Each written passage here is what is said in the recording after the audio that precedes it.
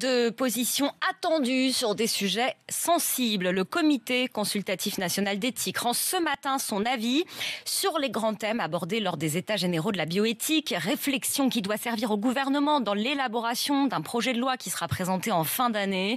On sait déjà que l'on va beaucoup parler de la PMA. Son ouverture aux couples de femmes et aux femmes seules était un engagement d'Emmanuel Macron. Mais le sujet fait débat jusque dans la majorité, Juliette Droz. Il serait une petite dizaine de députés LREM pas vraiment à l'aise et qui s'inquiètent de plus en plus ouvertement des dérives que pourrait entraîner l'ouverture de la PMA à toutes les femmes. Sujet qui touche à l'intime, à la vision de la société que nous voulons, explique une députée. Elle voit dans cette loi une régression sociale. On est en train, dit-elle, de rendre le père facultatif.